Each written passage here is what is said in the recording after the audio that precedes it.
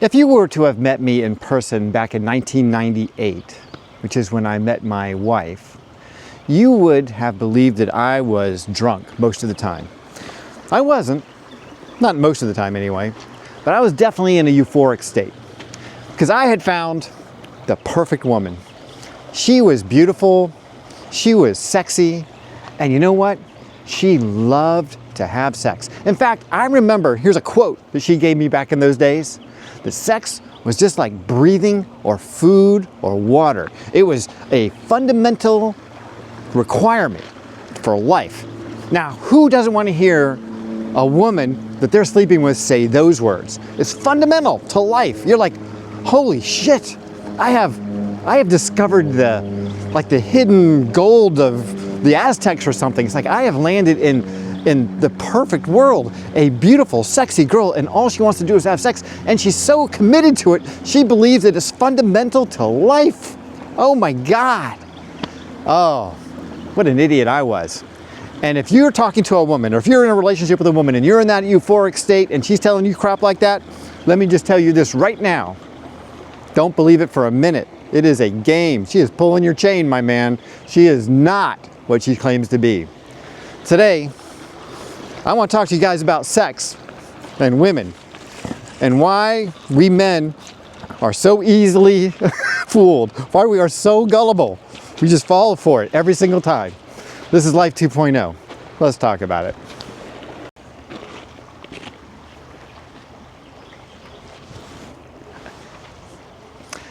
I remember as a teenager having this really awkward conversation with my father about sex. I remember we're sitting in the family room down in the basement. It was just me and him. We're sitting on the couch and he's looking really uncomfortable, which made me uncomfortable. And he's trying to talk to me about my penis and how it's like a squirt gun. Or no, it's not a squirt gun, something along those lines. There was a squirt gun involved. I don't remember the details, but how I needed to be really careful with what I did with it. And I needed to understand that women thought about sex differently than men. Now, the whole conversation is kind of a blur, so I'm not getting all the details right, and I'm sure he did the best that he could. But I remember walking out of that conversation not knowing anything more than what I knew going in. I believe I'd already had sex at that point, so him talking to me about it made me feel like, I'm way ahead of you, man. I got it all under control. Oh, you know, that's another thing about us men, man. We think we know it all. Like, I don't care what stage of development you're in. As a man, it's hard to convince you that you don't know what you're doing. There's very few guys, especially when it comes to sex, who are willing to admit that they have no clue. And the truth of the matter is, I'm not sure any of us has a clue. I was counting them up the other day. I've been with at least 30 different women in my life, and I still don't think I know what I'm doing. I still think sometimes I'm pretty easily fooled. You know, I can definitely fall into that trap because it's just such a sweet trap. I mean, it's just everything that you want. It's like, I don't know, it's like offering food to a starving man, and then once you start eating, you realize that it's been like the walls are closing in around you. You know, you're like in that Star Wars thing where the trash compactor starts squeezing you. And that's basically what happens to us over and over and over again. Young guys in particular are very, very vulnerable to this. It's very easy for a woman to entrap a man with sex. But for a man under the age of, say, 30, it's like shooting fish in a barrel. I mean, women just have it so easy, especially an attractive woman. They will use sex overtly to develop a relationship with a man and to establish themselves as a key player in that man's life. That is what they do. I know you guys thinking, John, you're being cynical. That is not the case. Women love us for who we are. They just want to be with us. No, my friend, they want what you have to offer. There's something in that relationship, and I'm not going to just say it's money and resources and all that stuff. I mean, certainly that could be a part of it, but there's some aspect of having you in their life that they want. Maybe it's just the company, having someone there. Maybe it's having a boyfriend. Maybe it's to impress their friends.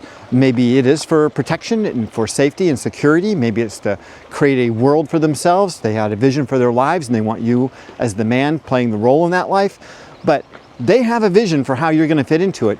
And they are going to use sex as a method to get you to commit to their vision of the world. And it works a lot of the time. I would say it works more than 80, maybe 90% of the time. On most men, we will fall for it because we don't realize it. And not only that, but they are just so sweet and they're just so honest and so virtuous. You know, our thought processes around them and what we think of as expressions of virtue and honesty, we look into their eyes and that's all we see. That's all we see. That's all we've been taught to see. I mean, everything about our biology has us looking into those beautiful eyes and seeing in that pink haze that we are in, this romantic delusion that we're in, that she is just being 100% authentic and honest with us. And I think from a certain perspective, she is being honest as far as she feels like she needs to be in that moment in order to achieve what she wants. Now, I'm not saying that she's being devious. Like, it's not just external or it's not just complete deviant behavior. It really isn't. But on a subconscious level, or it definitely is. There's an undercurrent of something going on there.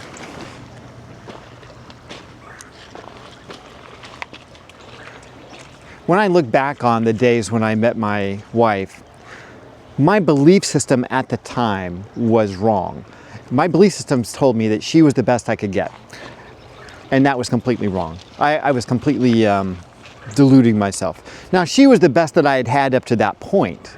Let me just get that clear. Like, there's no question about that she was on balance, you know, in terms of her physical attractiveness, her mental stability, how she could fit into my life, our goals aligned, some spiritual alignment. There was a lot of stuff that was in alignment. So as a whole, she was the best of the bunch, you know? But we weren't talking about a really great bunch there, you know what I mean? So it's not like I had done an awful lot of sorting through women in order to come to the conclusion that she was going to be my wife. It was that I was living alone with my son in a house with a dog, and I had my whole life set up, and I was looking actively for a wife. And I had had a couple of live-in girlfriends before that were complete disasters. And I should have learned from that. I should have understood that more clearly, because I should have analyzed my mistakes and come to terms with what I could do differently in this situation. We had sex on our second date. She came over to my house. She was living in North Carolina. She was in some kind of rehearsals. And she came over to my house to spend the weekend. And we had sex. She spent the night in my room, and we had sex that night. And it was wonderful. I mean, it was crazy good. I mean, she was beautiful. She had an incredible body. It was just unreal. And man, I was done right then. I think she knew it, and I knew it. Right in that moment, it was like, whew, that has got to happen again and again and again. Like, that was unreal. That was like something out of a movie. That was ridiculous. Like, we got to do that all the time. And all the blood had rushed away from my brain, and I knew in that moment that this was it. I had landed. The eagle has landed. All the logic thought had gone out of my head at that point. And I think on some level women realize that. They realize that once they take us to those places, in those, under those certain circumstances, when you're in that romantic haze and that sex happens, that there is a shift in the balance of power in that relationship. Now you are on some level committed to her in some way. Now, it's not always the case. I mean, I've had one-night stands, and that obviously doesn't happen in those cases. And I've had women who are just curious, just wanted to fool around, whatever. It's all good. I had a friends with benefits relationship a couple times. I've had flings, and obviously those aren't the same. But it's when you're in that dating romantic relationship from the very beginning and it turns into sex, that is when the danger zone has happened.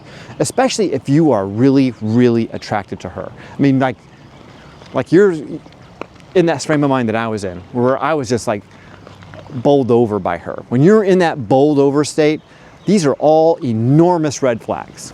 We think this is the best thing that's ever happened. We're telling ourselves how lucky we are to be here. We're euphoria. We're in that state of euphoria. We're 3 feet off the ground all the time. It's just wonderful, wonderful feeling. But it's so delusional. And that's the thing that we don't understand. We are literally on a drug that is blocking our ability to make good decisions. Meanwhile, women, they're not feeling that. I mean, they might be feeling that for different reasons, but it's definitely not just because of the sex. They're seeing how you're fitting into their vision for the future. So my wife was, I think she was right around 30 when I met her. And that's a key number for women, you know? There's family stuff that goes on in their head around that time. They're like, oh, I need to start getting serious. I need to have a serious boyfriend. I need to have someone in my life if I ever intend to have children. If I want to get married and have a home and all that stuff. And of course, I just walked right into it because I already had a child and a home. Like I had most of the accoutrements already in place. You know, all she had to do was step in, and everything was set up and ready to go. And so she saw me as the perfect solution to her problem. Her problem was she wanted to get out of dancing because she'd been doing it for 12 or 13 years. She'd been touring the world. She was tired of it. And she wanted to have a family and she wanted to settle down, and she was 30 years old. So I was the perfect guy to solve her problem. And she was the perfect girl to make me fall into that pink mist because she was beautiful and she was sexy, and she told me that sex was fundamental to life. So I was under the spell right from the very beginning. You know what I mean? It was like, oh, this is the best thing ever. Yeah, it didn't last very long.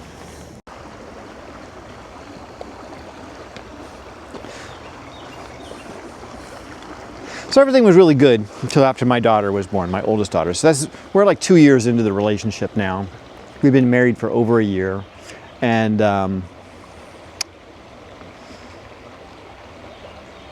yeah, so daughter's born. It's been a kind of a traumatic kind of thing. You know, my wife is giving birth for the first time in her life. And, you know, there's a lot of anxiety and stress associated with it. And then bringing home a baby has got all kinds of issues associated with it. People don't tell you about how hard it is to come to terms with postpartum depression and anxiety and all this stuff. There's a lot of psychological stuff that goes on with women after babies are born, and most of them deny it. Most of them, they decline to accept the possibility that they are experiencing something like this. But I would wager that most women go through it, and most women probably deny that they're going through anything. But just be aware that if you're going through this first birth with a woman, or any birth with a woman, there's a fairly good chance that she is going to have some kind of postpartum issues. So as a part of the birth, we had an episiotomy. If you don't know what that is, that's when they sew up all the good stuff down there after the baby comes through, and it can take a while for that to heal. Well, my wife was so distraught over that whole issue that we did not have sex for a very long time, like 6-7 months. The injury was long healed by the time we were finally having sex again. And I could tell everything about our sex life had changed. Like, she was distracted by having a baby. She was finding excuses for not having sex. The stress associated with having a child affected her psychologically and emotionally. Like, everything had just changed so dramatically. It was like I was with a whole nother woman almost instantly. Suddenly, rather than having the fundamental need for sex like food and air and water, it was the fundamental need for sleep. You know, everything was about her just being tired all the time. And I get it. I mean, she was up a lot at night, and, you know, and the baby is crying and shit like that. But I was chipping in quite a bit too. I was doing my thing. I was helping her as much as I possibly could. So I didn't really think too much of it in the moment. Now I reflect back on it, and I can see how the pattern had developed. Because it was from those days that suddenly more and more excuses started to come out for reasons why we couldn't have sex, and why our sex life became less and less a part of our relationship. And as our sex life became less and less a part of our relationship became worse and worse and worse. Things started to fall apart. And I tried to convince her. I remember we were sitting watching Oprah. I would watch Oprah with her, for God's sake. I mean, I was all in. I was doing everything I could. Then Oprah had some couple on. I don't know if they had written a book or if they had just done this experiment. Their relationship was going through some tough times. And they had sex every day for a year. Like, every day for a year. I mean, they were even having sex in a closet because there were too many people around. So they would have sex every day for a year. and how it had changed their marriage and how it had helped save their marriage. And so I'm like, hey, I think they got a formula there that we could use. That sounds like some good advice. I think we should definitely do that. We should definitely have sex every day for a year. And she said, there is no way we are doing that. That's when I kind of had the sense that I was in this marriage alone. Like she wasn't willing to do whatever it took. She was not willing to put herself out there in order to do what was necessary to help this marriage succeed. It became very clear that I think that what had happened was she realized that after our daughter was born, and then the second one was even worse because that was a mistake, that she was in too deep, that she was out of her depth when it came to her ability as a human being to fill the role of being a mother and a wife. That's what I think what really happened there.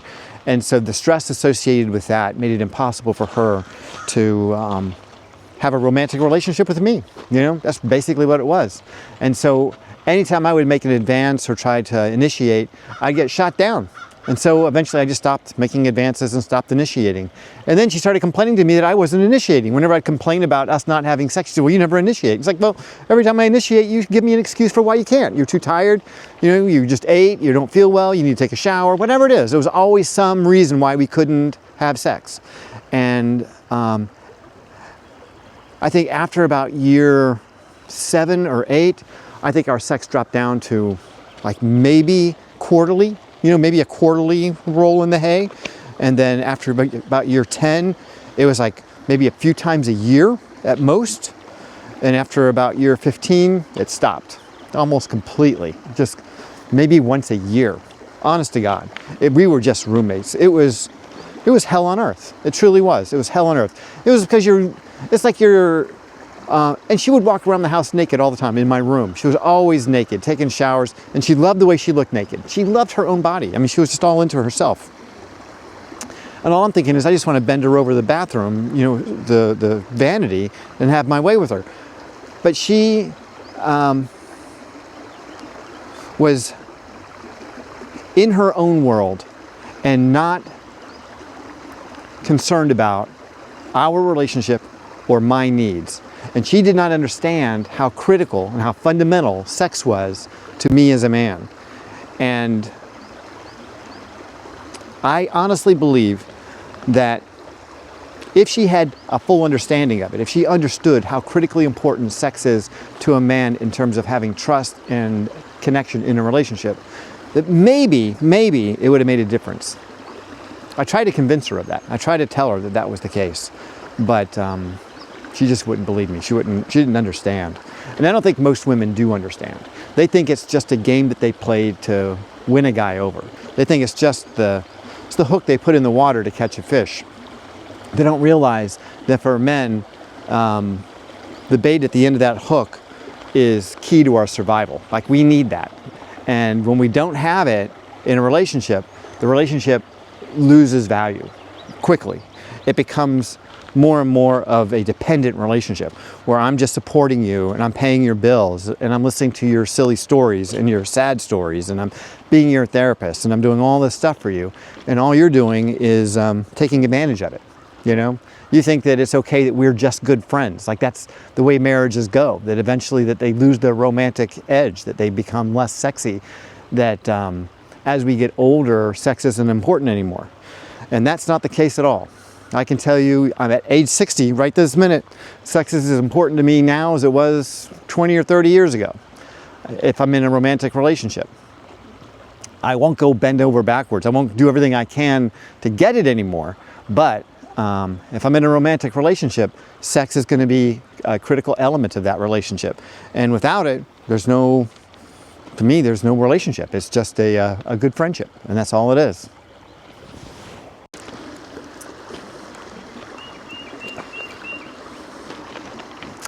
I think one of the things that, in reflection, I could have done that might have made a difference, I don't know, is if in the beginning, when we were still connecting and still in that pink haze, if I explained to her at that point how critically important sex was to my connection to her, that physical element of connection opens the door to the psychological, emotional, and spiritual aspect of who I am.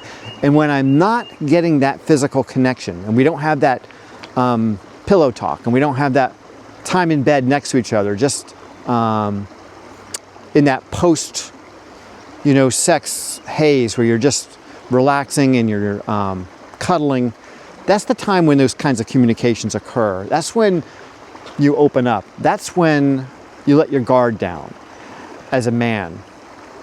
That's when you feel closest to your partner. And I needed to help her understand that, because I don't think she did. I don't think she did at all, because that's not what she's experiencing. I think maybe on some level she is, but not the same way that I am. And maybe if she had understood that, I could have used that at some point in the future, maybe after our daughter was born, to help reconnect and help her understand the stakes here. Because I don't think at that time in our lives she would have wanted to lose our marriage. I don't think she would have wanted a divorce. But because she was in control of the sex, because she had the gateway to sex, and she was making all the decisions for sex, and she didn't understand the stakes, because of her lack of knowledge and understanding in the way men are and the way sex is so important to us in relationships, our relationship just faded away.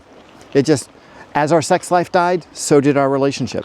And actually our relationship lasted a lot longer than our sex life, but only because I was committed to hoping that we could get back on track.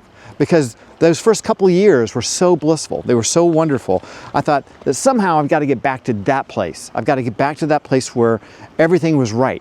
Because for a couple of years there, everything was. It was incredible. It was extraordinary. And it was like a dream come true. And once you've tasted that, you kind of want to get it back, But I don't think that she understood the whole concept of it. And I think that's why our sex life died, and that's why our marriage died. So if you're in a relationship with a woman and you're at that pink haze stage where you're just enjoying the romantic, euphoria of new love, have that talk, Talk to her about what it means, why sex is so critically important to you, what it does to your connection, why the health of your relationship is dependent on some level to your ability to have this physical connection, and how without it, your relationship is going to suffer. It's going to eventually stagnate, and it very well could end without that physical connection. All right, you guys, that's all I got for you today. I certainly hope you've enjoyed this video. If you have, please like and subscribe. If you know someone who might enjoy it, please share it with them. In the meantime, stay healthy, and if you can, stay single.